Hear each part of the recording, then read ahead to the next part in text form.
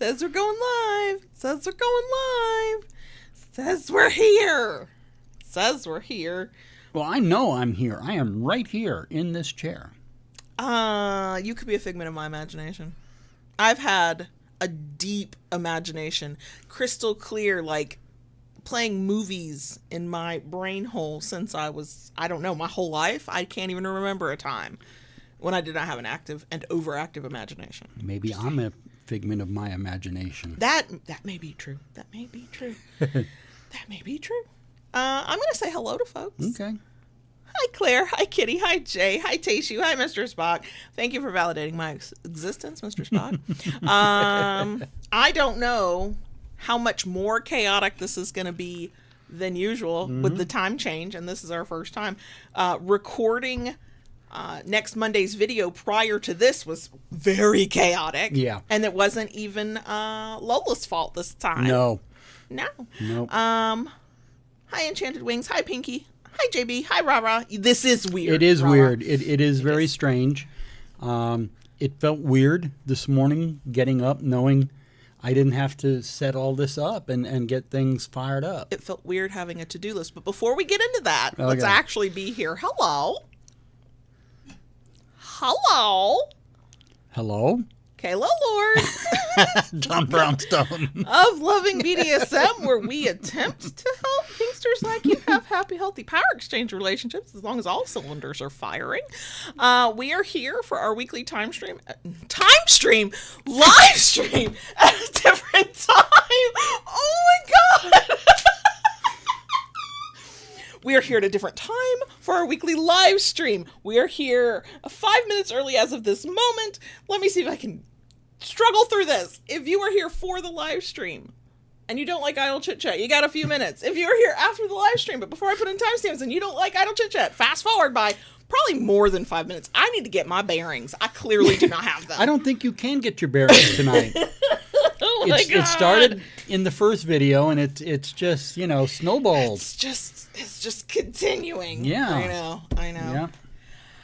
And that's what I get for giving you a little bit of crap, because that was See? instant karma. That was immediate karma. So there you have it. God. Yeah, at least I know who I am, Silent. I don't know anything else. Yeah. I know that. Well, last time she thought she was me, but Look, I am so attached to you and so probably not healthfully close to you. I could probably be convinced to wear your skin. I'm just saying. I'm that crazy bitch, okay? Look, let's just get rid of the monetization from the beginning, so there's no need to get our hopes up. Right. Yeah, Well, the title of the live stream was so innocuous because YouTube's algorithmy thingies, they recognize BDSM, obviously, kinky, and DS relationships. But if I put power exchange in the title, at least before we start doing anything, it shows that it's going to be monetized. But then by the time the stream is over and I've dropped probably my 4th F-bomb, that monetization is gone. Just gone. Should just put PE. I think it's physical education. No, I don't want to, look, I hate it when we get on the wrong side of the internet, okay? I am not doing that here. We are currently with the kinkery on Instagram. It's calmer now than it was a few days ago, but we are on the wrong side of the internet. The wrong side of the internet found us because a stupid little reel that I spent 30 seconds on went as close to viral as we have ever gotten. We are over 900,000 views on that reel. I keep watching it because we keep getting comments. And the thing is it stays on the wrong side of the internet because too many people do not understand how algorithms work. And they keep commenting, why is this on my feed? And I'm like, because you people keep commenting, why is this on my feed? Yep. And they think you like it. Stop commenting. But because it's not led to sales. It's not like 1 million people watched it and we sold all of our paddles. So we're on the wrong side of the internet. Oh, God. And the thing is, they keep liking that, and it's just going to drop more of that. And it's not. I know. Oh, the poor darlings who have been like, how did this find me?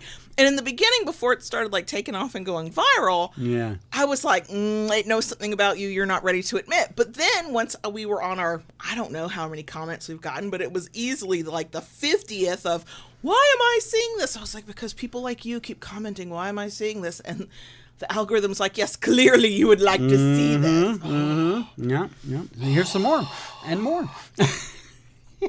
Tayshu, I don't know if there's a right or wrong side to the internet, but there's the side that I'm on, where the kink people are, and then there's the side where we don't like kink, we don't understand kink, what is kink people are. The after dark side of the internet. That's the side I don't want to go viral, because the virality means people who are not your people are the ones watching you. I don't want that.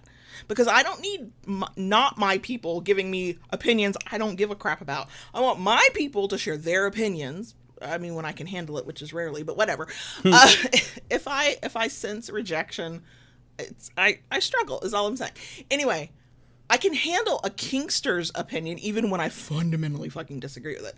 But when it's like somebody who thinks kink is yucky, like, I don't need you looking at my content. Go away. Come back when you have your awakening in 15 years. I'll probably still be here. Anyway. Claire wanted to know which reel. It's a few back now. It's got a Rough Rider on it.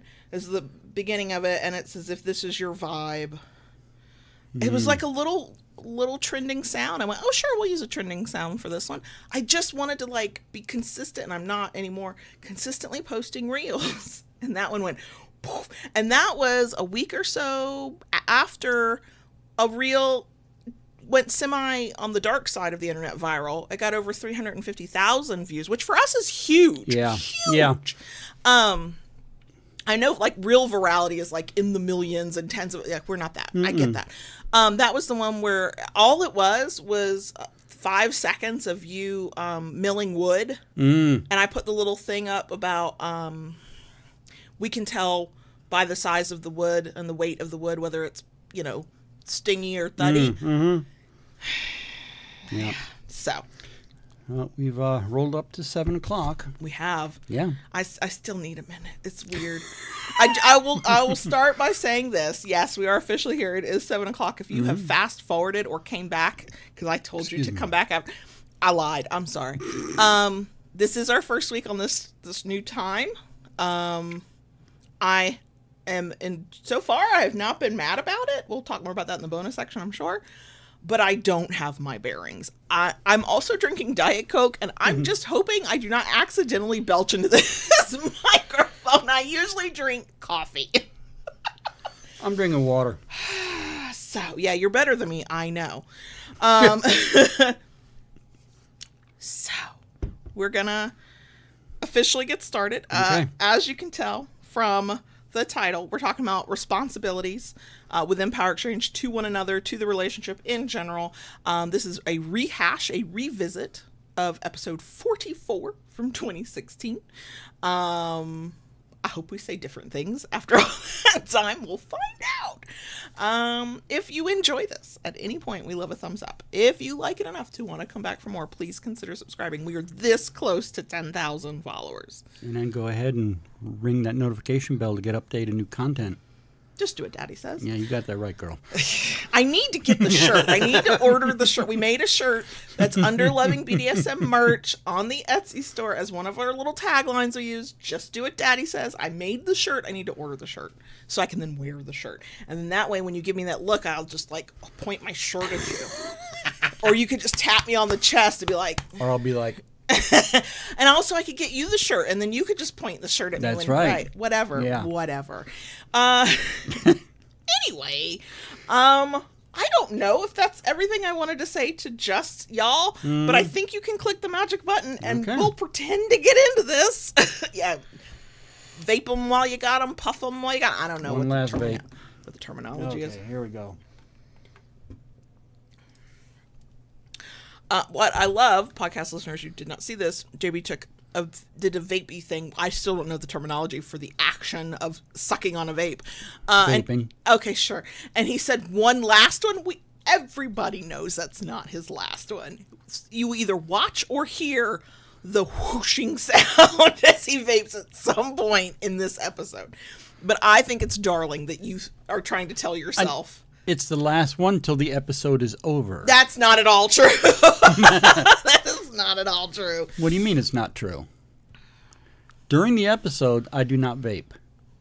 Well, the episode is through to the end of the bonus section. Do you mean through the topic? Through the topic. Okay, the whole episode is from start to finish. No, the episode is when we talk about the stuff. The bonus section is just... It's part of the episode. Frivolity. It's part of the episode.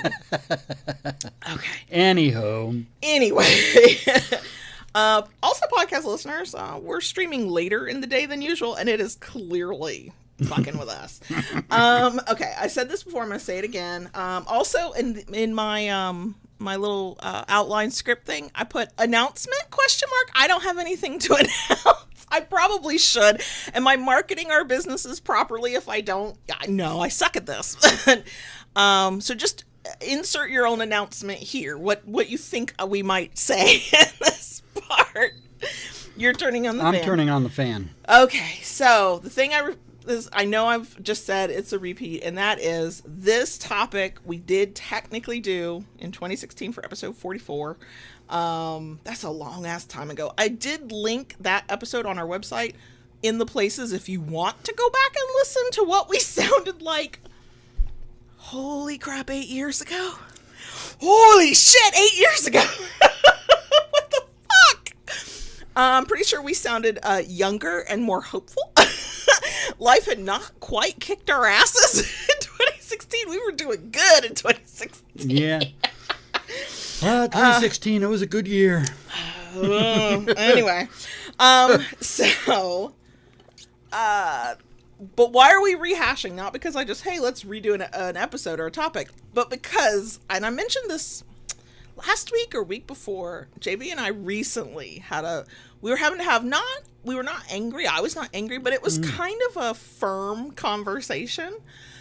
We were talking about fuckery. It was when we were talking about when do I get a break? Like you get breaks, blah, blah, blah. But in that conversation, we were talking about fuckery because it's not JB's responsibility for me to get breaks. It's my responsibility. We could talk about that. But we were talking about how our fuckery works. And in our power exchange, because of how I am wired, I will let him know when I'm interested or unable to or unwilling or whatever. I will, outside of kinky sexy times, say, hey, here's a thing I'd like. Hey, here's what I've been, whatever, right? Here's what I think I'd like. Here's what I'd like to do. I miss doing this. I'll do those things. But for the actual, hey, there's going to be fuckery now, that's JB's job. That he signed up for that on day one. He's never renegotiated it. It is legit the only way we will ever have fuckery in our life. Because if you waiting on me, whoo, I forget shit like that exists. Okay, it's not object permanence, but it's something like it. I think. Oh, my lip. And in that conversation where we were both bemoaning the lack of fuckery. Because I'm submissive sometimes when I remember. I said, it was a polite conversation, but I basically said, yes, but that part is your responsibility. I've told you what I'm down for and that I'm more into it. And hey, I'd really like this. The next step is on you until you tell me otherwise.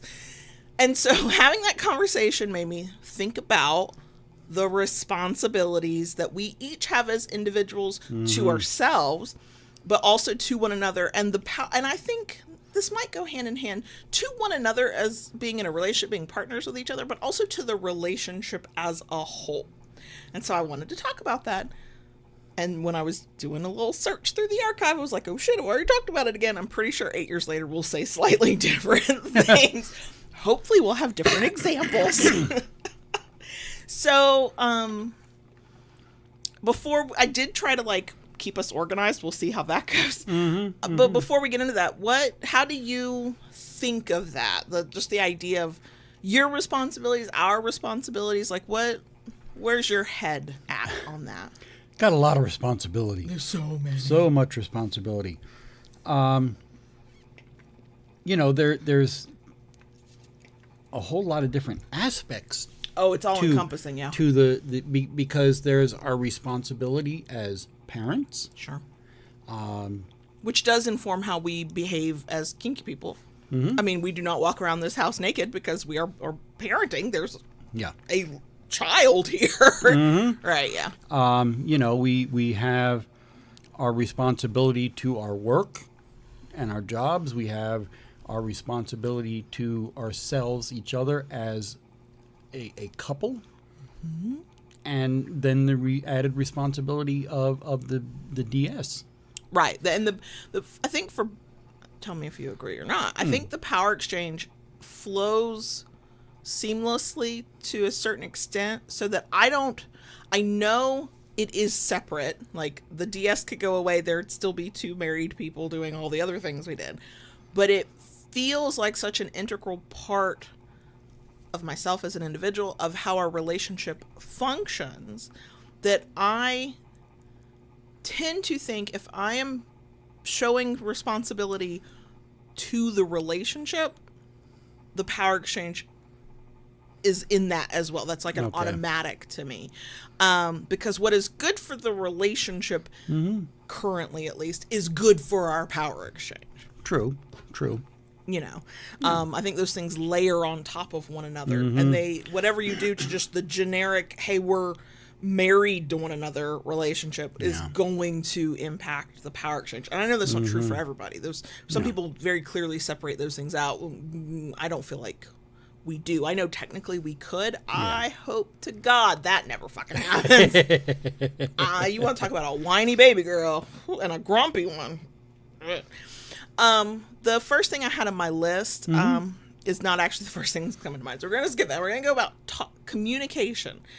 So anybody who's been trying to learn about or be involved in kink in any way for more than 5 minutes has probably heard a million bajillion times about the importance of communication. And that is true. Yes, work on those skills. Talk to your partner. That is how things happen. Yes. The time I feel the weight of the responsibility the most is when things are not easy. Not that they're necessarily bad. I mean, you feel it then too, when like there's an argument going on. But even when it's just things aren't as easy as they can sometimes be. Let me give you an example. And I use this example to show that even after all this time, I still have plenty of room to grow and learn, and I still fall back on bad habits. I do not remember why I felt this way. It was in the past. Oh no, I remember now. Sorry. In the past couple of days, something happened that did not actually happen. Sometimes I hurt my own feelings, okay? And I was just not in a great mood.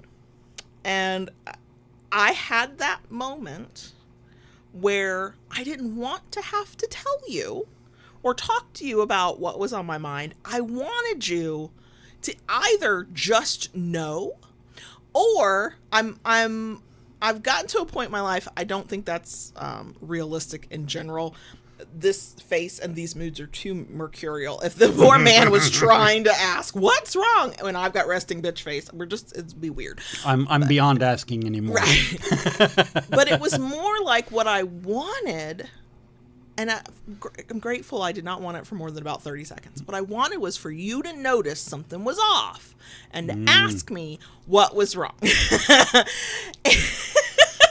And I have something to say about that. Well, here's what's funny. I had the thought, and then I caught myself, and I was like, what the actual fuck? You are not 16 anymore. You are not 23 and married and in a bad marriage. What the fuck are you doing? I was like, wait, if the thing that calms me down, my anxious self, from getting worried about is everything okay with you, is that I think to myself, he is a responsible ass fucking adult. If something's wrong, he will say something. Now, that's not always true. You do go into yourself, and that's a different thing. But in general, if I have fucked up and he's upset with me, he's probably going to say something. So I was like, how can I hold him to a standard he's not holding me to? If I want to talk about this, I need to just fucking say something and get over myself. Funnily enough, I did not end up saying anything. I just got over it. It was not even worth I really did hurt my own feelings. It really was Wow. not even worth Wow. the annoyance I was feeling, and me sort of feeling sorry for myself and just wishing that my daddy Dom noticed how sad I looked. That is not fair to him. He's not a mind reader. None of us are mind readers. If you've got a fucking problem and it's important enough to you and you're safe, I mean, let's make that the given. You gotta fucking say something. Otherwise, it can't possibly be that important. I mean, I know that's not universally true, but that's how my mind was working. But so, did you know that moment? Did you see it? No. Oh, okay. Phew. No. Okay, good. You know, it's kind of like the thing you showed me one time. You are a sire. I am, and I don't even sigh for reasons. Right. And for a long time, every time I heard one of those sighs, I was like, what's wrong? Something going on? You know, what? In your world, people only sighed when there was a problem. Yeah. And no, you just let out these big, deep sighs. I mean, because I forget to breathe. And, you know, I used to always ask, I vaguely are you remember okay? that. Something wrong? You know, and I finally just got to the point where, you know, one, after seeing this reel talking about certain neurodivergent and just randomly Sighing is like a stem sometimes. Yeah, and I didn't know that either. You know, now I hear you sigh and I'm just like, if there's something really wrong, she'll tell me. And that, you know, that is... And that goes in hand. I came across this reel the other day. I wish I had saved it. It was a woman talking about hints in relationships, where women will hint to their partner. Some women, right? Let's not stereotype. So, but sure. Okay, some, not all. That they will hint to their partner what they want, and you know what? Hints are okay. I mean, sometimes I do. Sometimes you pick up on the hint. Sometimes I pick up on the hint. But her point in this was, there is nothing better than clear communication. Direct communication. Direct, clear communication. You know, if you go on, you know, these hints, a lot of things could happen. Okay? You know, the person doing the hinting could end up getting, you know, building resentment. They could, you know, towards their partner, you know, they never pay attention. They, you know. The hint might get noticed but misinterpreted. Right. Now you're pissed because you didn't get what you wanted. Right. Right. So, you know, I think, and this goes in any relationship, I think there is a responsibility to communicate clearly and concisely. Oh, I agree completely. And it is a skill. It takes a long time to learn. The thing I tell kinky people, because too many times we get a question in our inbox, or, you know, we're doing a Q&A or something, and people are like, how do I handle this? And the biggest answer is you have to communicate. Yeah. And I get it. I get where sometimes for some of us, we partition things off in our minds and go, well, I clearly negotiated the fuckery. I clearly negotiated the power exchange. Somehow in our brains, we think that communication is separate and different from every other kind of communication we'll need. The skills you learn, looking somebody in the eye and going, I'm going to need you to bend me over and beat me with a wet noodle until I cry, right? Like those skills, those are the skills you bring to, hey, I want this thing and I don't have it. Hey, I'm feeling this way and I don't know why. Hey, this thing is same skills. You don't even have to look a person in the eye to communicate. I mean, you know, it was you just can an do example. But if you can do that, because a lot of people, the negotiation is, I'm sitting here with you and I want you to, like, you know, gag me with your cock until I puke. That's the thing. I've definitely lost the monetization on YouTube. Gone now. As long as they don't pull the video too. We can find a way to communicate that clearly to a partner and then still struggle with, I am feeling a way and I have feelings about how I'm feeling, and I don't know how to express it, or I'm afraid to express it, or whatever. Yeah. And because maybe it's because it's two different scenarios, maybe it's because it just feels different, the end result ends up being different. We think that these are separate communication skills. It's the same skill. It transfers.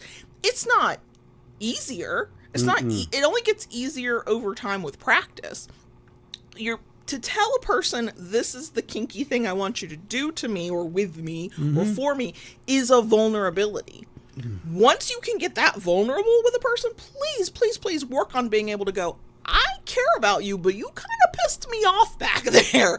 Like, you know, or I'm feeling insecure. That's, you know, we've done this podcast long enough that I've learned better ways to communicate things. And I get that it's a bit of a luxury when you talk about this shit for a living. Your skills just stay sharp, right?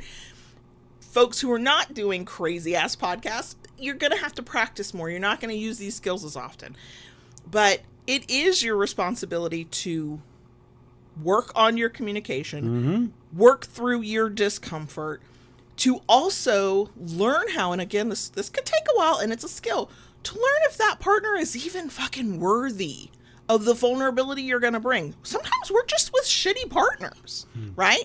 And we can communicate the fuckery, but then we're getting signs that maybe they are not a safe person to be in a relationship with, to open up in other ways, maybe they weren't even a safe person to get kinky with, you know. And that in and of that's a responsibility to yourself at that point. Is this person even a good person for me to be with? Are they the right person for me? The responsibility to yourself at that point is, to the best of your ability and in the safest way possible, fucking withdraw from that. But if you're in it and this is your committed relationship and you're like, yep, this is where I want to be, then your responsibility is to move through the discomfort. You do not get over the discomfort. You move fucking through it. So like, I have learned how to say things in ways I think that are clearer.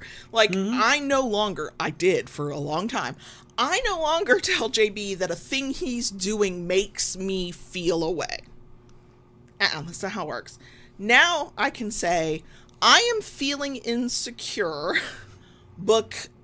as this thing is happening, that he happens to be doing, because here are my internal reasons. Now, the thing I had to learn, more than how to say the words, because that's difficult. And when we say the words, let's be clear, that can mean writing them down, that can mean recording voice memos, that doesn't necessarily always mean verbally speaking them, okay? Communicate the words. I had to learn the harder lesson, and I still struggle with it, of not immediately needing to tell JB what I'm feeling before I go think about and figure out what the fuck I'm feeling. Because I made a lot of my insecurities JB's problem for a long time early on. Because once I felt safe to communicate, I thought that meant say everything you think all the time. Whatever's in there, say it. Look, you only have to have your conversations safe worded 1 or 2 times before you go, maybe I don't have to say all the things I'm thinking all at one time. Yeah. It's why I had that moment earlier this week of feeling sorry for myself and wanting him to know that I was upset without me having to say anything. And yet by that night, the next morning, I don't even know, I had forgotten the thing that bothered me. And I was no longer upset at all. But see, I would rather folks overcorrect on the communication and do what I did in the beginning, which is I'm going to tell you all the things on my mind, right? Because if you don't speak up enough, it just leads to more problems. It's easier to fix the problem of, I am glad that you feel safe enough with me to tell me literally all the thoughts on a loop. However, right, like, pulling back way easier than saying the thing, you know? So please overcorrect if that is how your brain works, because you can fix that later. It's much harder to fix I've only said 3 words to you about this thing that's made me feel bad for 6 months, right? Like that's a different problem. Yeah. And that's not fair to your partner. If you have not communicated a problem, if you have not discussed your feelings, if you have not, whatever the thing is, that's where the responsibility is falling down. How can your partner be held accountable for a thing That's not an obvious thing to be held accountable for, right? Mm-hmm. You know, to you feeling badly in your relationship if they're fully unaware. And I know there are times we go, they should be aware. This should be obvious. You know what? Yeah, but in the kink community, I think many of us have come to realize that not all brains are wired the same. And sometimes the thing that you think should be obvious is not obvious to the next person. So my tendency is I'm going to give you grace. Once or twice, I'm going to say it. Even if I think that should be fucking obvious, I'm going to say it because I want to know that you know that I know that you know, because I said it. I'm like that as a parent, and I was like that as a manager. I was like, I know this probably seems obvious to a person, but let me just say it so I can say that I said it, right? Because when we start doing that, they should know, we're shooting all over ourselves. Yeah. They should know what? They have your background and your experiences to know what's obvious? Nope. Sometimes, but not always. But not always, yeah. And when you fall back on the they should know, yeah, to me, you're giving up your responsibility of communicating your needs and your wants and your upset and your feelings clearly. That is our job as individuals. Now, how that happens, when that happens, you know, that all is determined by the power exchange, the nature of the relationship. I'm going to tell JB a whole hell of a lot more than I'm going to tell Joe Schmo in the Starbucks who looked at my face and went, that's a face I can pour my whole heart and soul out to. I won't see them again forever in my life 5 minutes from now, but I'll tell them about that thing that happened when I was 12 and they're trapped and their face is like, why are you telling me this, right? Like, there's 2 levels and some people don't get it. That's why I get trapped by these people in public who go, that's a face. I'm going to tell you everything I've ever thought before I'm forced to leave this establishment. And I'm just over there trapped. That's a different thing. I am more chaotic. It's like chaos on steroids. I apologize for anybody who is. So I think we've made it clear. Communication and responsibility. Yes. I think this is what we talked about back in episode 44, but it's become more important for us over the past few years. That is the responsibility, to the best of your ability, to take care of yourself as an individual. Yeah. Look, I want JB to fucking take care of me. I would love to lay down all of the responsibility and just be like, here, daddy, you do it. And some folks have power exchanges that way. They are not the rule. They're the exception. Most of us still have to, like, I'm the one that has to call and make my doctor's appointment. I got to make sure I've got my medication. Now, will JB help me? Yes. But I'm still responsible for taking my medication. I'm still responsible for, you know, what do I need? You know, what do I, like, sleep? I know if we don't go to bed until a certain time, I know what that's going to mean for me in the morning when I don't get enough sleep. That's my responsibility. Now, do I ignore that? Can I let it go? Do we do that together? And we're like, we should go to bed early, and then we do not. We do not. Right. No. But it's not his fault. We've been doing a little bit better. We have been. Because you lead that. Yeah. If you leave it to me, I'll be there till midnight on the couch. I know. Reading my book. Yep. And that's a responsibility he agreed to take on. He wants to take on. I've said straight up, if I will lose all sense of time if I'm sitting here. You know, because of the power exchange, if you want to lead this, I'll follow. You tell me when it's time to go to bed. Now, he could say, no, I don't want to do that. You need to, like, set an alarm on your phone. You need to become more aware of the time and get yourself to bed. It's like when he goes away overnight, I don't go to bed at the right time. No, you don't. I don't go to bed at the right time. I even told you this last time. Time for bed. No, you said good night. That's all you said. I have the text message. Okay. I knew what you meant, though. But I was like, oh, good night, Daddy. I guess I know where I need to be more precise in what I say. Not gonna lie, if you've got a sassy sub or a brat, your responsibility as the dom to get very fucking clear. I will say I can find a loophole. I really can. Or maybe next time before I go, I will leave a written list. I would accept that. This is your bedtime. I would probably want to debate that time with you. I would probably argue ferociously for not whatever time you put down. But because of our power exchange, if you did that, then I would take the responsibility to get shit done because you said it that way. But because I am responsible for myself as a human being, in the way we have structured our power exchange, me being exhausted because we didn't go to bed at a good time the night before, I don't get to make that JB's problem. Mostly, grumpy people tend to be other people's problems until they stop being grumpy. We give as good as we get, but I can't walk up to him and in all seriousness go, this is your fault that I'm tired. I'm a grown-ass woman, submissive or not, right? I can say something like, hey, Daddy, I'm tired. There have been times I've been exhausted before he was ready to go to bed. And I'm like, Daddy, I'm really tired. And he's like, you should go to bed. And I'm like, okay, I'm doing it, right?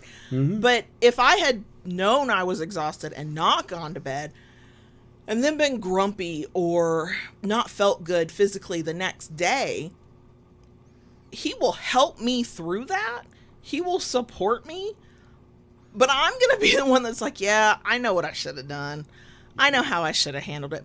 The fact that I don't exercise enough, that's not his problem. It's our problem. But it's not his responsibility. Specifically because we have not negotiated that in our power exchange. Because every time we've tried to negotiate that, we fall flat on our face. It's never been very sustainable. Since the beginning before we were romantically involved, that was the only time you being in charge of my physical fitness worked. So that's my responsibility. And the way I handle that responsibility is by not handling that responsibility, but then I don't, in my mind, get to complain about the things that would be better or easier if I moved a little bit more, went on walks, whatever I'm capable of doing. Yeah. You know, we can whine about it, we can complain about it, but it's still my responsibility. Yeah. I mean, there are things we do to look out for each other. Yes. You know, health-wise, absolutely. And I think in any caring, ideally long-term, loving, however you define that, relationship, we look out for one another because we care, because we know that if I take care of myself a little bit better, even with his push and help, it's better for both of us. But ultimately, at the end of the day, he's just a support person. It's unless you're not able to take care of yourself, that's different. That's completely, we're not talking about that. We're talking about what you're actually able to do for yourself, but you have not negotiated away in a power exchange. Right. Like, you are capable of doing a lot of the things that we negotiated that I will do for you.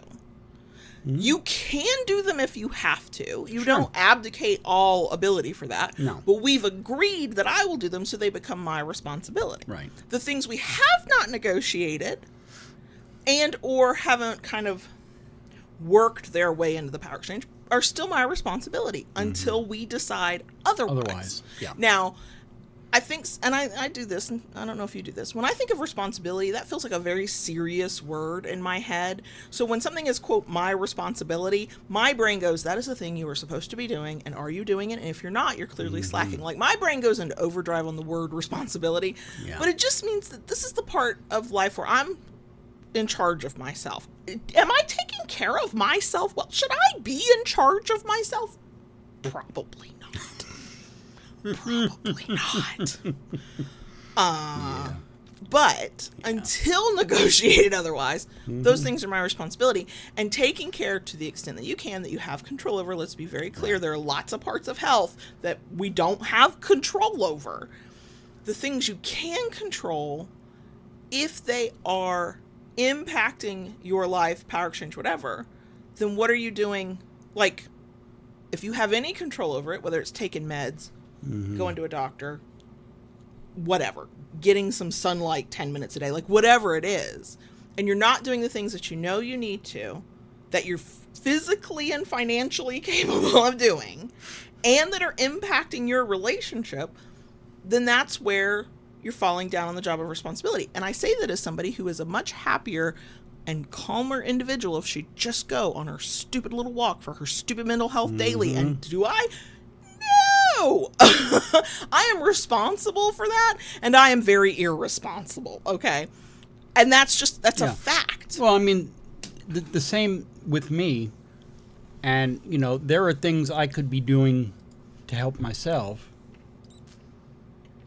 and I choose, unfortunately, not to. You know, but part of that is because my focus is so pulled in other directions. Right. And that's also a tough thing. I mean, the 21st century life it's almost I don't know how even non-neurospicy people focus. How the fuck does anybody focus anymore? There's something that's going to pull you in a million different directions. Just trying to survive and like pay your bills is hard enough. Right. Fucking hell. I mean, Lola agrees. You know, for the past week, I've been thinking, you know, if I get up half an hour earlier, I could do Tai Chi. I could go for a walk in the morning. It would help me. I know it would feel better. You know, I'm not as limber as I could be. I know I'm not going to be, you know, stretchy, but... You're not going to be a Gumby. Not going to be a Gumby. I wanted to say Gumbo, and I knew that was wrong. Yeah, Gumby. But, you know, I could be better than I am. And I know. God knows I have the same thought. And to be clear, when I say that I am responsible for those things I have not negotiated with JB, and I mean that to not be a negative when I'm not doing it, it is that I can't blame him if I'm not taking care of the things that I am responsible for taking care of. Yeah. It doesn't mean that I'm doing the things perfectly because they're my responsibility. Now, I'm doing them, I'm not doing them, and if I am doing them, imperfectly, inconsistently, because I happen to be a person who does much better with accountability. I need the outside pressure. Except don't tell me what to do unless you're allowed to tell me what to do. And so JB is allowed to give me the outside pressure because he's the one person on the planet who's allowed to tell me what to do. And if I have accountability from anybody else, it feels like unwanted pressure and don't tell me what to do. So I'm fun. That's what I mean, though, is when it's your responsibility, that means it's not your partner's fault that you're exhausted. Is it their fault if they woke you up in the middle of the night with fuckery? I mean, maybe. But I guess that's then your responsibility to decline if you're real worried about being a grump in the morning. You know, we are mostly, always, I don't know, I don't like to speak in absolutes. We are responsible for our behaviors, right? Other people, other factors can influence the outcomes, right? What time we went to bed. You know, how, you know, whatever. I can't, I've gone blank. But then we are responsible for our reactions to that. So if I am responsible for my own physical well-being, mostly with support from JB, then that means that I can come to him and say, man, I'm struggling with this because I'm physically unwell. That's the nature of our relationship. But I don't get to go, it's your fault that I feel this way, or that I am this sore, or that I am run down. Nope. And quite frankly, it moves on to the, you know, we've definitely talked about this in episode 44, but we can come back to it. The responsibilities we have as Dom Sub. If I say I will do a thing as part of our negotiations, then I am responsible for one of two things: doing the fucking thing, or clearly communicating why the fucking thing will not get done. Right? So on the things that JB has agreed to take responsibility for that come under my well-being and care, he's responsible for it in that he will oversee it. He has told me what I'm supposed to do. So if I still feel like shit, it's still not really his fault. If I didn't do the thing or communicate that I was not going to be able to do the thing. It then becomes a mutual conversation of how can we correct this, where he is often willing to assume more responsibility. Like, do I need more reminders? Do I need more accountability? Do I need the threat of a punishment I fucking hate hanging over my head? Like, what do I need? Is that something he can give? Lines, girl. Oh.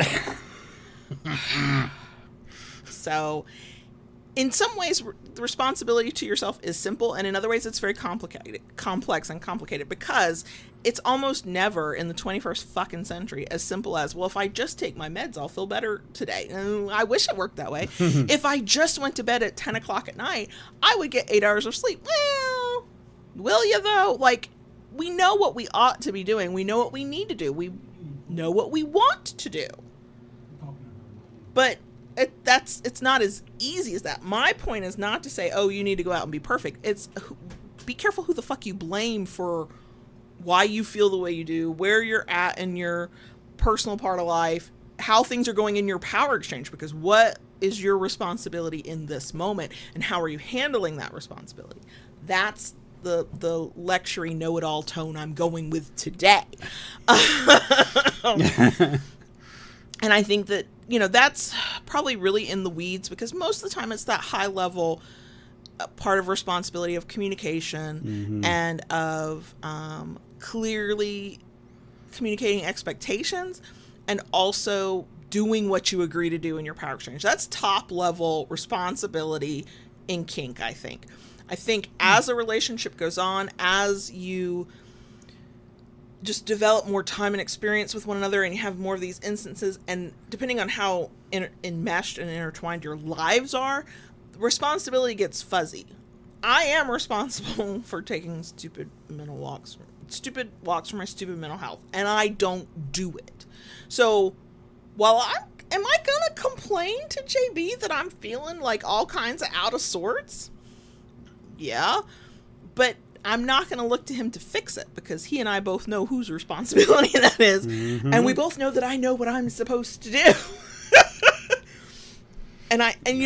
But those things impact our relationship because they impact our life.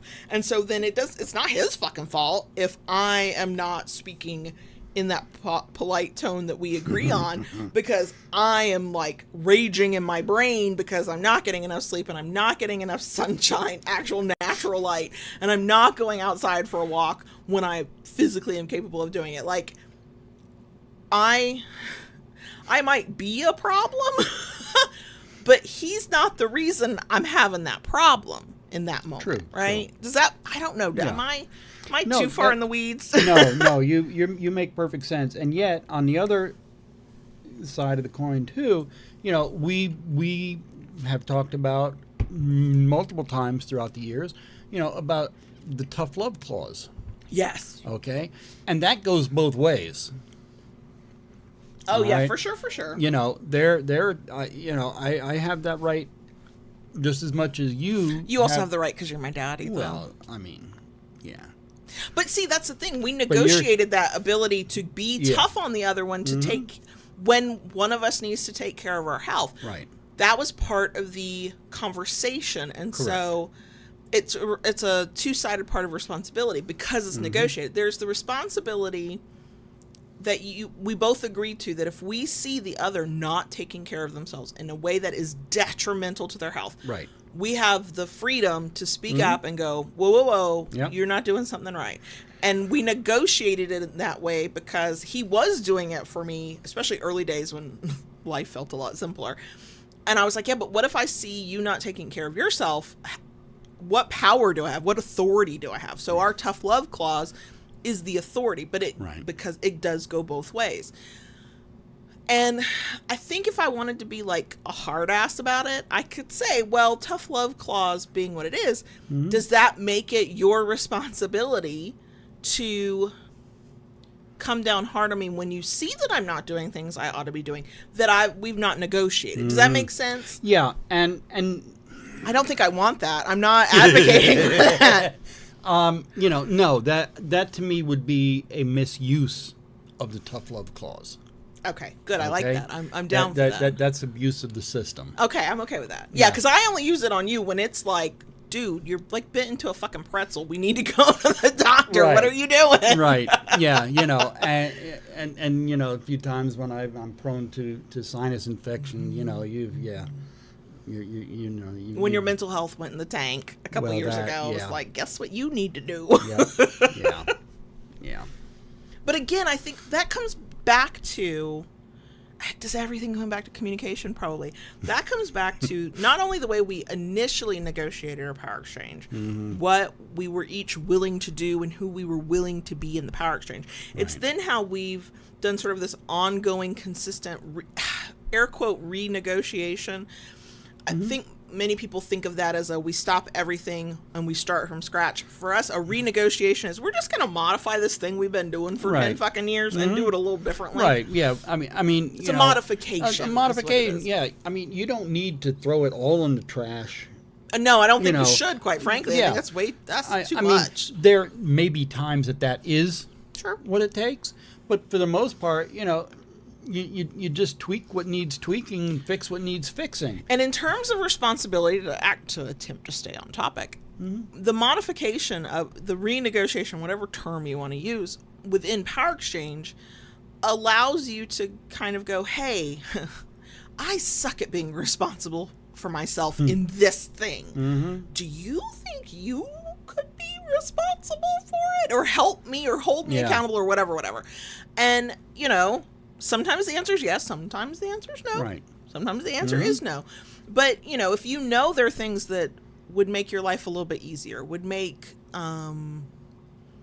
you feel a little bit better, and I'm speaking mostly to submissives here, and you struggle doing it on your own. Like, I should not be in charge of myself. I know that, okay? In Power Exchange can be this great opportunity to go, hey, I need help. We don't call it help, right? We, depending on how you use it, it's like, can you tell me what to do? Right? Can you dom me through this? That would be great. What we're really saying is, hey, can you help me? Can you support me? It doesn't mean that JB would then become responsible for all the things. He would be responsible for doing the very specific things he agreed to do. What does support look like, right? And or communicating clearly about why he can't in this moment or any longer. But, when you ask, especially in a negotiated Power Exchange, for a partner to be the one to help you be responsible for the things you are typically responsible for alone, you need to get very clear on what you mean by that. Like, as a submissive, I almost feel like it's easier because I can go, hey, can you remind me to do this? Can you tell me to do this? Can you give me a consequence if I don't do this thing? Because I recognize that I do better with outside accountability from the one person who's allowed to tell me what to do. I can't just say, hey, can you support me? And he should never just go, yeah, I'll support you. And we have not defined what support is, because then it's really easy for both of us to abdicate responsibility. We haven't defined what the fuck we mean. And what that looks like is abdicating responsibility then becomes hurt feelings. You said you were going to do this thing with my support. You're not doing it at all. He's pissed. I'm over here like, you said you were going to fucking support me and you're not supporting me. I'm pissed. Now everybody's pissed because we have not clearly defined what the roles are, what we're doing. And that, again, goes back to clear communication. Yeah. Which, to loop it around, from a submissive perspective to any submissives out there who could relate, the downside to your dominant partner being responsible for specific things, like initiating fuckery, that's JB's wheelhouse. That is his responsibility. That means that if he's not up for it, he's not thinking of it, his own health is in the way, his mind is elsewhere, pick all the things that can happen to any one of us. Sometimes that means that you might go a while without the thing you'd like. Now let's keep the loop going. Yeah. My responsibility as the submissive is to say something. How I say it, when I say it, the tone I use, it's all going to be dictated by the Power Exchange. But if I'm not getting what I need, and he was the one who agreed to and continues to agree to be the one to initiate that thing, I have to say something. And a thing that I'm learning, some of you are going to go, duh, and some of you are going to go, oh yeah, I need that reminder too. Being direct, being assertive, being firm in your speech is not being mean or disrespectful. No. Not automatically. No. It is not sometimes what you say, but how you say it. Sometimes it's what the fuck you say. Mm-hmm. But, I'm of a generation where I was heard ad nauseum. It's not what you said, it's how you said it. Because I've been sassy since birth, y'all. Huh. I know, it's shocking. But I have had to work on this. It is hard to go to JB and say in the politest possible way, I don't think you're doing the thing you said you would do. Right? And I don't come to him like that. I don't come to him and go, you're kind of sucking at this right now. I come with how I'm feeling and what I want. And then I'll say something along the lines of, is there something I can do to help? How do we do you want what I want? Are you missing this too? Like, are we on the same page? And if we're on the same page, especially, then it's much easier to turn the conversation to, True. How do we handle this? Because that's the other part of responsibility. It can be your responsibility because you agreed to it or you didn't negotiate it, and so it's still your thing until you negotiate it otherwise. That doesn't mean we can't help one another through it. Quite frankly, I think we're going to get through it better if I go, yeah, I recognize you have the authority on this, but it's not going the way we planned. So how can we do this together? Right. And then that might mean a renegotiation. He might be like, look, when you want the fuckery, I'm going to need you to send out a very specific signal. Raise a flag. I'll be like, okay, but you're going to have to get me the flag and you're going to have to remind me. Raise the flag, sound the horns, Right. Yeah. Do a thing, right? And that goes back to, just because something is your responsibility does not mean that you can't have help with it as well. I know in the first time we talked about this, I think, if I recall correctly, the focus was on handle your fucking shit, y'all. Did you say you would do it? You need to fucking do it, or talk about why you can't. That is still true. But I think in terms of partnerships, long-term relationships, it becomes less of finger pointing, this is on you, what are you going to do about it? And more, how can I support you through this? How can we do this together? Right. And that's the thing I think a lot of people don't realize. Some do, some don't. It's not a I thing, it's an us thing. Right. It goes back to the conversations we've had on teamwork. Yeah. And having, goals we're trying to achieve together. I think, sometimes the way those things are phrased, they sound very serious and very regimented and very like, there's like a box you're supposed to fit in. There's a way to do this. And it's just imperfect words for, we're just trying to get to the same fucking place together and still like one another at the end of it, right? Like, we're trying to do shit together that either is fulfilling to both of us or is fulfilling to one of us and the other one doesn't fucking mind. We're fine with it. It's fine, right? I'm just happy to fucking be here, And that's a very nuanced, subtle kind of thing that just goes beyond, the goal is we're going to learn a new skill. Cool. We have those goals too. But the goal for us is, like, a current goal for us is we just want to survive the last child going through high school. And then we think the light at the end of the tunnel is not an oncoming train. It is some level of freedom because we're no longer actively raising a child. What does that look like? First of all, let's get to the end of that and still like one another. Yeah. Have a strong enough relationship that we want to do the things that today we want to do, right?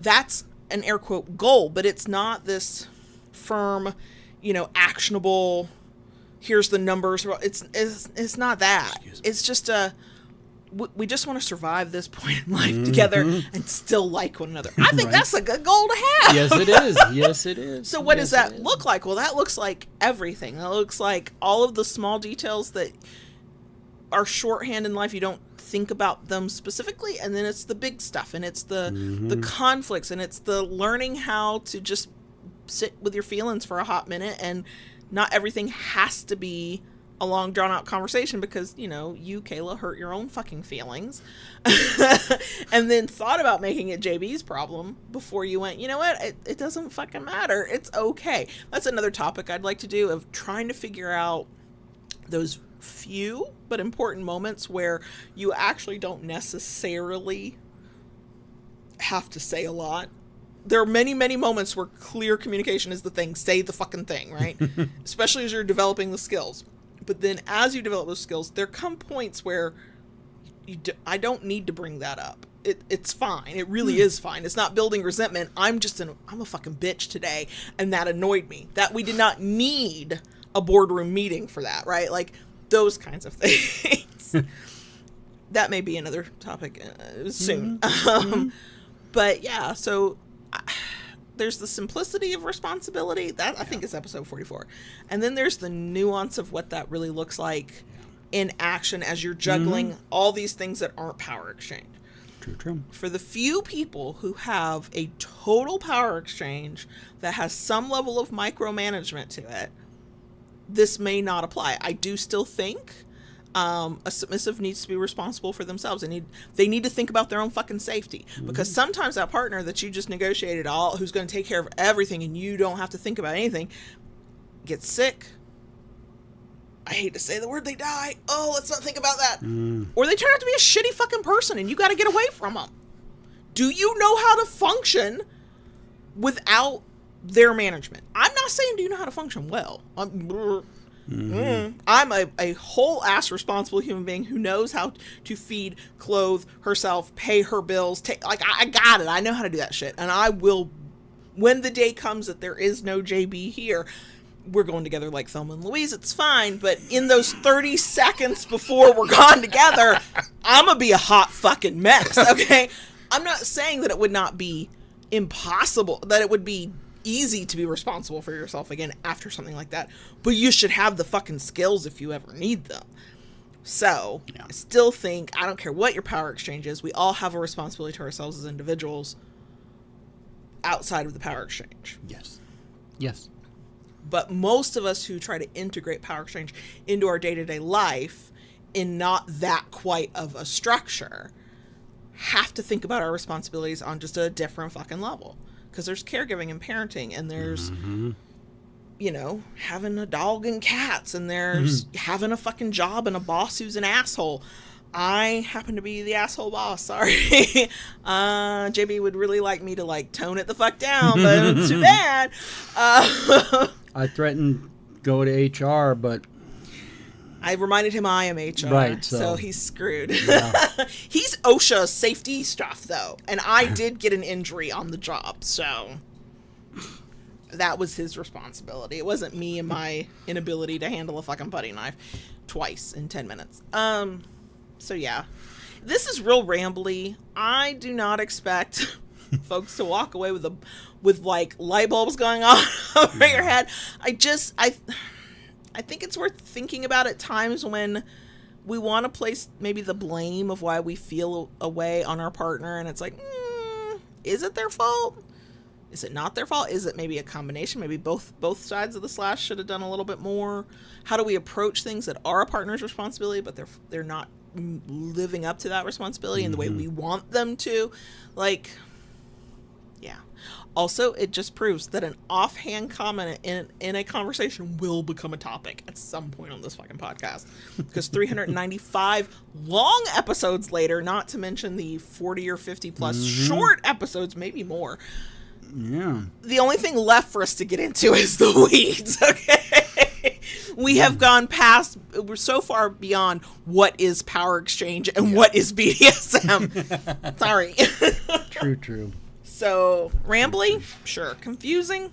Yeah. Chaotic? Most fucking definitely. Yep. Helpful? Entertaining? Maybe. Because I think most of y'all are here mostly for the chaos anyway.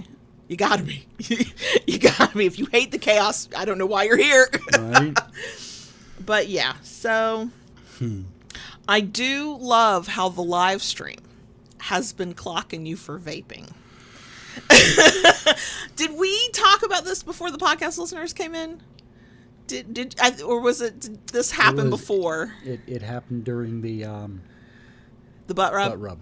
So podcast listeners, JB made the statement, let me get one last vape in. I laughed my ass off.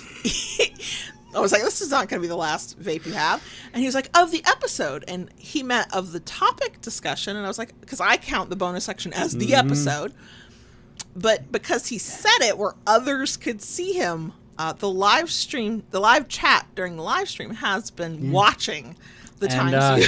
They did. They caught me. Look, I knew that you trying to say that was your last vape because it's not even a conscious thing you do anymore. Yeah. Like it's you don't even think about it. You don't even notice it half the time. But I love that you did a thing where others can give you shit. Probably a bad thing, but you know. Look, it's way better than the multi-packs of cigarettes you used to smoke a day. True. I'll take fucking vaping any damn day of the week. Yeah. So. Yeah. Anyway, that has nothing to do with anything and would have been best for the bonus section, which we can go into. Okay. So, are we good? I don't know. Keep it kinky, y'all. And we'll see you next week. Daddy. Yes, baby girl. Can we talk to the crickets, please?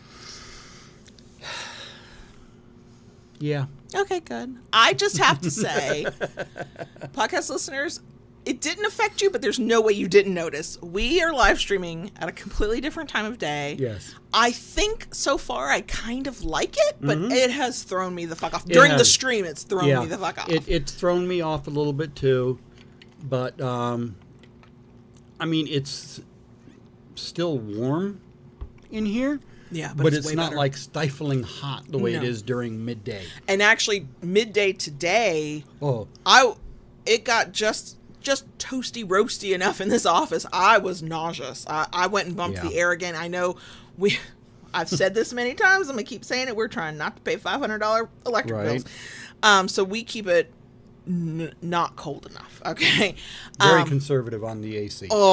Many people would be miserable in our house. Yep. I know.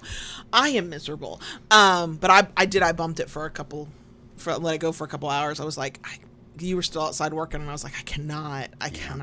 I mean, when I came in, I was doing some work at my computer, and we were sitting in here with the lights out. Yeah, to help.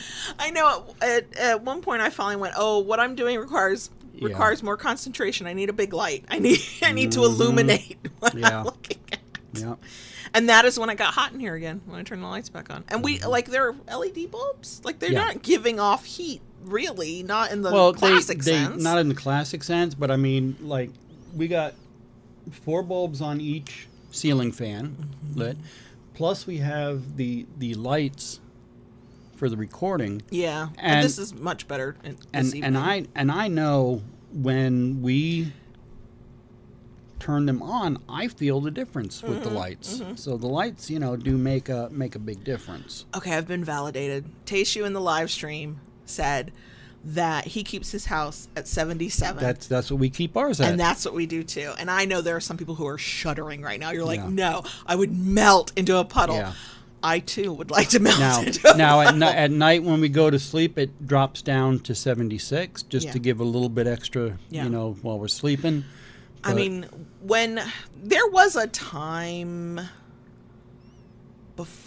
when we first moved into, or just before that when we were living on our own, there was a time you could kind of keep your house at like 73, and you were paying more for your electric than you might have otherwise. But like it was not a car payment. It was not a second mortgage. No. And the first time we were like, okay, we need to cut costs.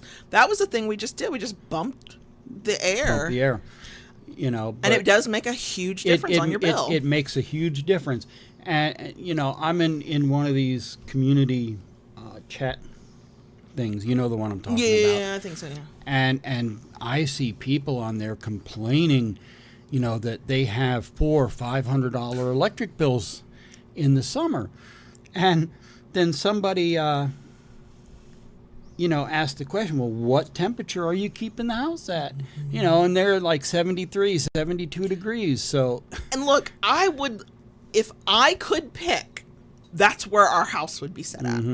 Way too perimenopausal for anything other than that. One thing, JB would be wearing a parka. Yes. He would not be able to handle it. He would be so cold. But also, we probably wouldn't even have electric because we couldn't afford that fucking bill. Right. And some people can. I've told JB this multiple times. The day we do not care what our electric bill is when the day that our thermostat will be on 73. Thank you very much. And 2, life has taken a very good turn for us. But like most people, we have to like watch our money, and that's a place we watch it. Now, Susan asked if we have ceiling fans. This is the South. Every single room, other than the bathrooms, has a ceiling fan. And the kitchen. In the kitchen. The condo had a ceiling fan. I hated it. That thing just, you'd have to clean it daily to keep dust off of it. But basically, all the bedrooms, the living room, here in our office, there's 2 fans in here. And this is the South. I'm sure some Southerners don't, but most of us, these fans run every moment of every day, 365 days a year. They do not get turned off. No. The kitchen here did have a ceiling fan at one time when we first moved in. And, we had it removed, one, because the lighting in the kitchen was horrible. Awful. Couldn't see anything. Awful. Put mini split, or mini, because I'm looking at the pot lights. Put the pot lights in the kitchen, and those are phenomenal. Yeah. For the lighting. But the kitchen bathroom is pretty much the only rooms that do not have ceiling fans. The office has 2. And I don't think they put off enough. It's just this room is so big. Yeah. Like, I know we can't, but if we could, I'd put a 3rd one. Yeah. I mean, the fans are running at medium. I could crank them up a little bit higher. I know. That's the downside. I have found in every fan we've ever had, my whole life, you put that thing on high, you think a plane is taking off. Yeah. Yeah. Now, for folks who, like, if JB takes out his hearing aids, he's not going to fucking hear that shit. Or for anybody who's not sensitive to certain kinds of sounds, probably wouldn't matter. I cannot. I can't even handle the the oven vent thing, the vent fan. Oh, my God. And that only has to be on for, like, 10 or 15 minutes. The fan's on high. First of all, I'm going to hear the whirring of the blades. I'm definitely going to hear, everybody's going to hear the chain clack, clack, clack. Oh my God. Oh my God. Yeah. So, Mr. Pfister asked if we've ever looked at ductless mini split systems. I think I've heard of those. Yeah. But we just had to replace our system a couple of years ago. So we will not be switching anything now. Well, the ductless mini system Can you he's add talking about, that can be added in. That like, put it up there on the wall. Gotcha. Okay, it's not tied into a duct. It's just there. It vents outside. It's kind of, think of it as a permanent window rattler. Okay. Oh, are those expensive though? I don't know. Never got that far. Never got that far to look into it. Yeah. If it's, because just before we started streaming and recording, JB was like, I can't believe we've not thought about getting a window rattler for one of the windows in this office. And I'm like, yeah, but those things are pretty loud, because I mean, I'm old. I remember the ones from the 80s. Yeah. That were also a sensory nightmare. Oh yeah. But yeah, like, we know one of our goals is to replace the windows in here, and that will help with some of the heat. Oh yeah. Because part of they're like sieves. The air just flows in and out in these windows. I would even actually like to see the number of windows reduced go down. in here. Yeah. For sure. But before or after or at the same time that we do something like that, because when we had the new system put in, we wanted them to run more vents in here, and they were only able to do one, which thankfully is right over my desk. The air blows directly in my face. It is delightful. The big problem with this room, as it is, as far as cooling, yes, we have the 2 vents in here. They were able to add 1 vent, but only on one side of the room. Nothing can be done on the other, and it's a long room. So what they were going to do to help was to put another return here as well, because then that takes, the warm air out and replace it, and they could not do that. So, we every time I have to pay the bill for the brand new HVAC and all new ducts, I'm like, it really pisses me off. I can't have this house as cold as I want it. But also, I would be crankier because Well, maybe one day when we pay that off, we have that money and we can put it towards keeping the house cool. I know, right? I know, right? And I have not. I don't know anything about it other than that it's becoming very common here in Florida for people to do, even on some of like the smallest little houses. We know that we will probably someday look into solar, and I wonder if with solar. We could keep. I know we're not going to be down like Rara's at 65. Yeah, at her place. We're never gonna. No, we're never going to be that building cold. an igloo. You would be complaining so much. Right. Oh my god. But we just kept it a little cooler than we do now. Yeah. I don't even know what my ideal temperature is. I know it's not 77 and it's not 76 because he'll put it down to 76 and I'm like, this has done nothing. I don't know what's happening here.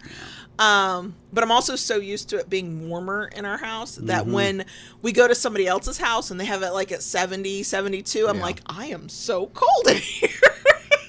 But I just want the freedom and luxury. I just want put it to down. say, I want you all to know this for the record. There are many nights when we go to bed, and yes, the base temperature we try to keep the house at night is 76 degrees. Okay. But there are many nights I will bump it down to 75. You do. I know you do that for me. an hour, hour and a half, something like that, just to give us that little extra chill for going to bed. I know, and I do appreciate that. And that's the nice thing about it. The one thing that I definitely see as an upside with the new system, we got a smart thermostat. Yeah. Out of it. So yeah, it's programmed. I don't really have to touch it, and when I do that little bump, I have an app I can control it through the phone, which is nice. And it, the type of system, which is pretty standard. We didn't get anything fancy, but it controls the humidity in here really well, and lets us know what the humidity is. So if we need both to adjust. inside and out, so because that's it's stereotypical. It's cliche because it's true. It's not the heat; it's the humidity. At least in high humidity areas. But that's also why we don't want our temps to fluctuate too much in here either, because you let it get too warm, then it runs for forever to get down to being comfortable, cool again. Yeah. So yeah. I feel like I will have made it whatever it is when I don't care what the electric bill is. And I'm comfortable. Right, yeah. I actually, especially now that hot flashes and night sweats are just a constant, I was really enjoying the winter months because I was like, my toes are cold. I need to go put on socks. This is delightful. This is wonderful. Now, our electric bill dips in the winter because we don't run the heat very often. No. It has to get like to freezing temps before like, I guess we'll run the heat for a couple hours. Yeah. a lot of times we'll run it at night before we go to bed for a little bit, turn it off, and then we get up in the morning, turn it on, and Yeah. But God, I thought we had finally maybe gotten away from talking about the fucking weather. No. We're the old people who talk about the weather, y'all. Yep. Good to see you, Eva. Take care. But I just life in Florida. But all of that all started from it's actually nicer to be doing this at night, the live stream. That's where we went with that. All that roundabout. Yep. That's where we went. Yep. I actually also liked the fact that this is not true of any Wednesday ever. I worked on shit that I would not actually normally get to do. I made a little to-do list. Yeah. I had a air quote this normal working day, normal subjective, and stopped at 5:00 because we needed to have dinner and I needed to be prepped for this and whatever.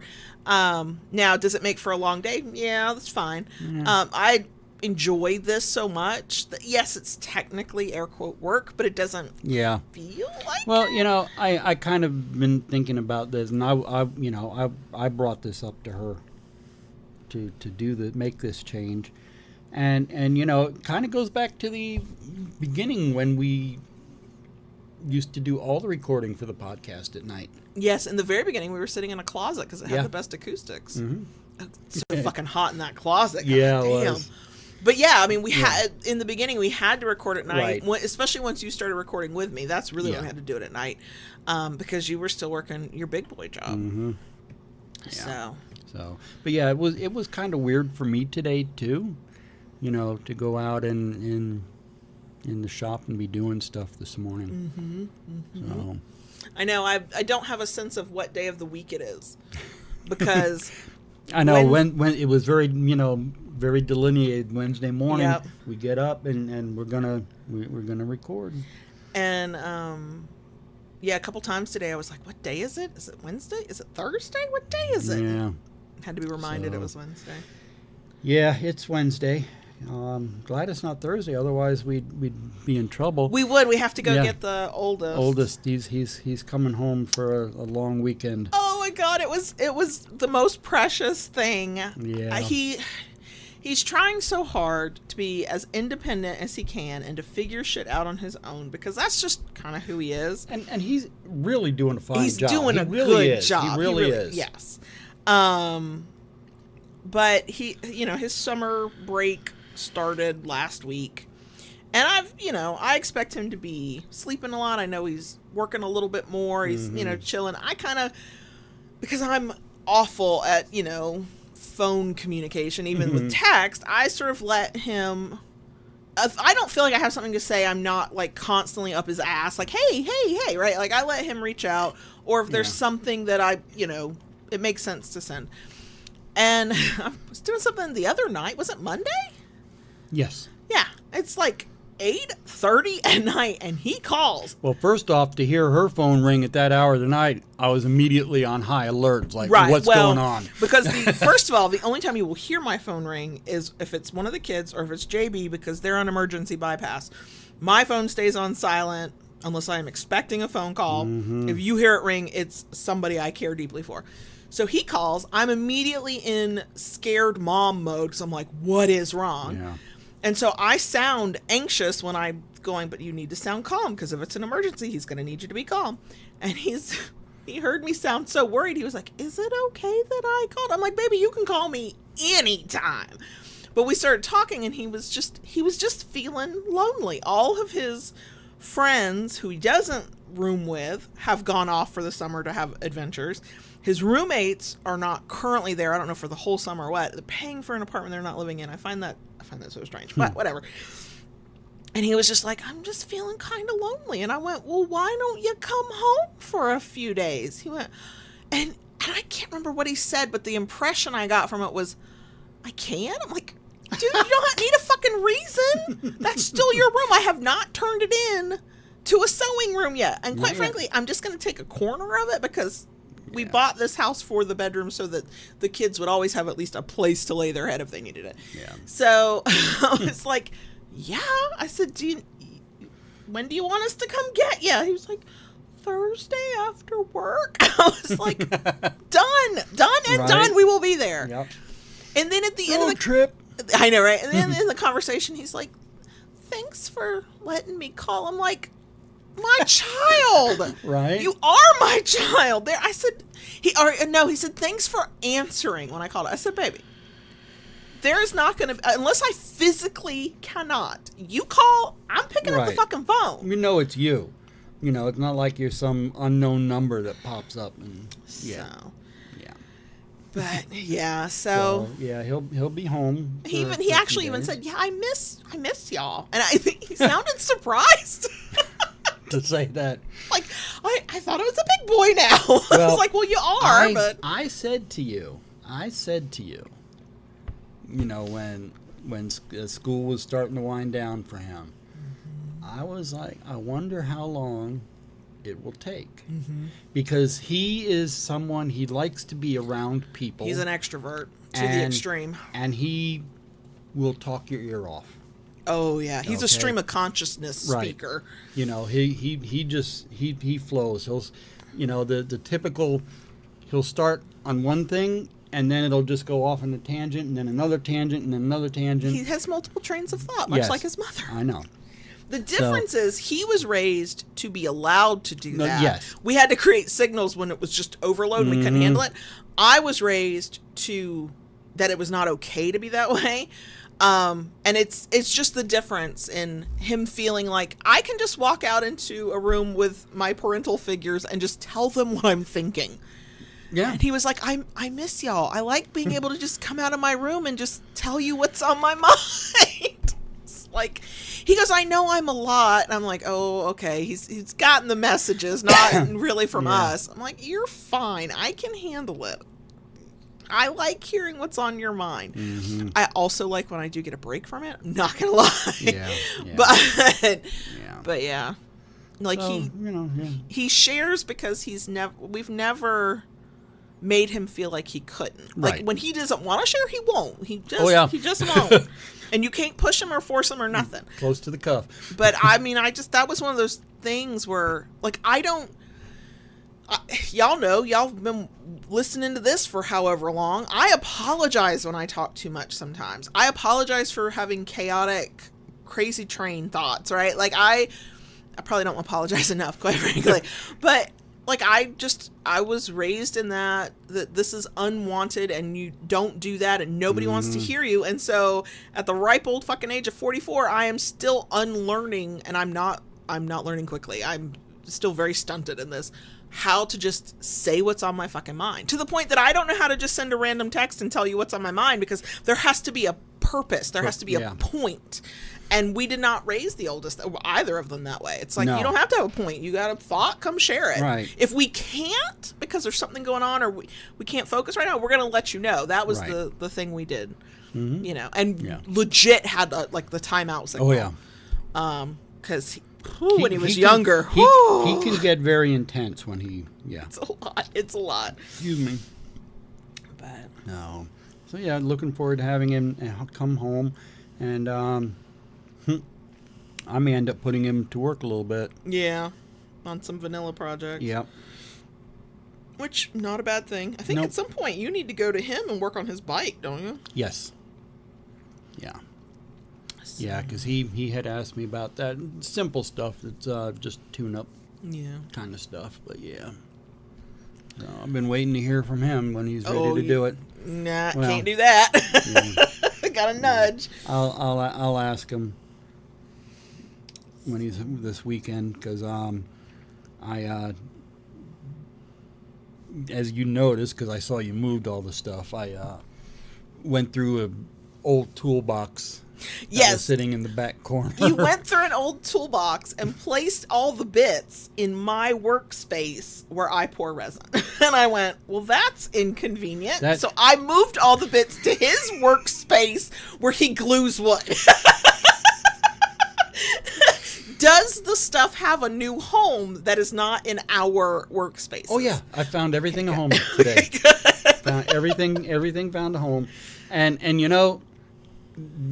all the stuff that was there, that was the stuff I was keeping. You should have seen all the stuff I threw out. I saw what it looked like with the trash down at the curb and everything that was down there. And then I looked at the back of the garage and saw that it was organized. I went, wow. Okay. Yeah. When did you do that? Like when? I'm magic. You're something. You're something. I'm magic. So, well, it's kind of been nice because I have been able to split my days lately. Mm-hmm. Between working on kinkery stuff, I have been doing more stuff with the wood dom. Your vanilla stuff, yeah. Mm-hmm. And I know I just added new listings to your Etsy shop today. You did. Because we figured out a system that was delightful. Right? Other than I was critiquing his photography skills and his file naming skills, I had to tease him. Like, he hasn't had to do this kind of stuff in so long, and we have to work out work out the kinks of it. Yeah. But the part I've always struggled with of getting like products added, somehow it's Etsy. It's not products added to the kinkery. I'll do that shit all day long. I got a system for that. Something about Etsy photos, I don't know why.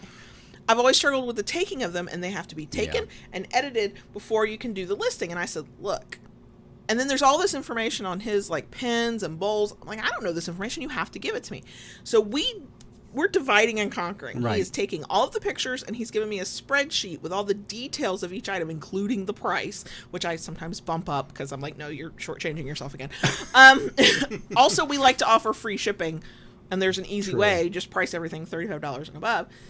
And then I take the information, and I got 7 listings added in like, it was technically like 2 hours across the morning. Yep. It's delightful. Because it was wonderful for me too.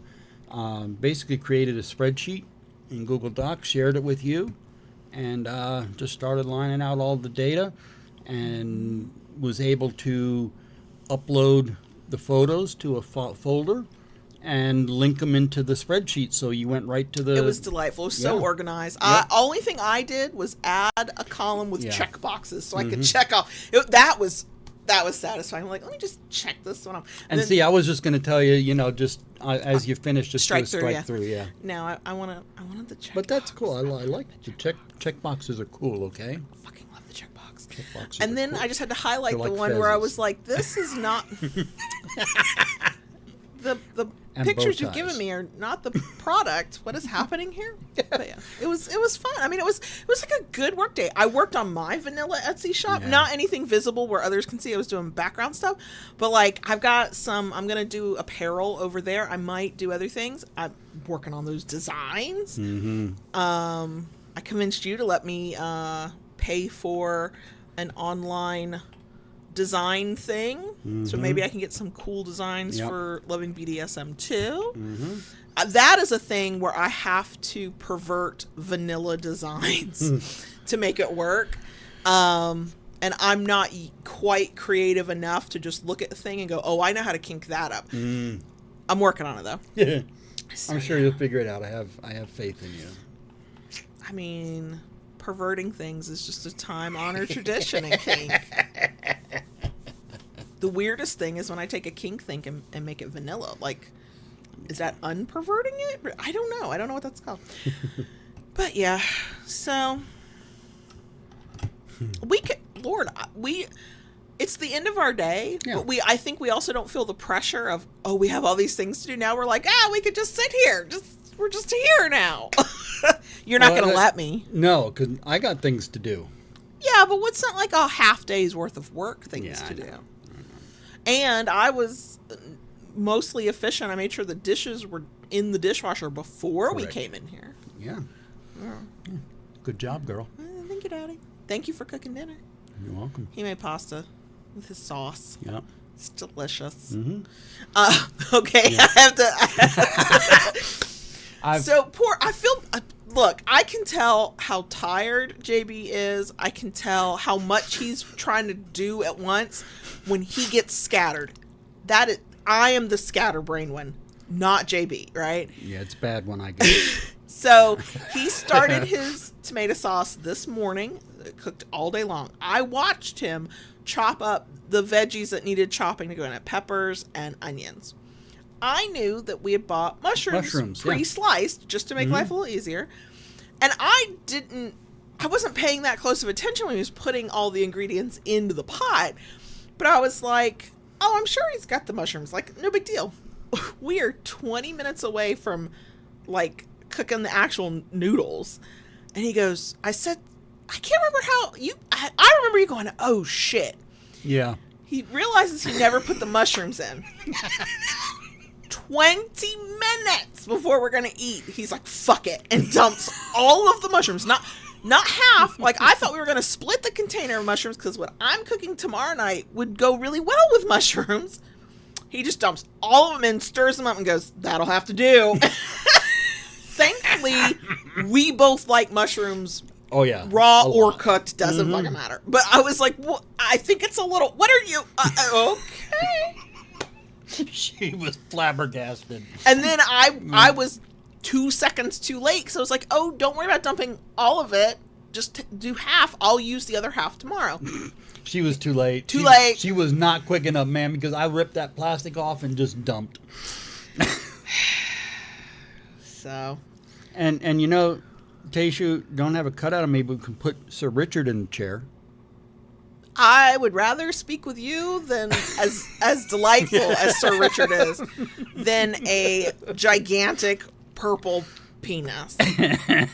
Sir Richard is delightful, but I feel like my banter with you is just gonna be better. I think so. So All anyway, right. Let's wrap it up. will we get better at this streaming later in the evening? I don't know. So Just have to stick around and see. I think a little bit of it is I'm used to keeping my mind, to the best of my ability, fairly clear in the morning because I'm focused on what we're going to talk about. And today I had a whole day's worth of shit in my head. we might have to work on that. Yeah. But so anyway, thanks for being Mm-hmm. here, especially to the bitter end. Right. Thanks for either putting up with the chaos or enjoying it, whichever one you are. Yeah. Yeah, I got nothing else. Okay. I guess we'll go. Thanks for joining us. Bye. Bye.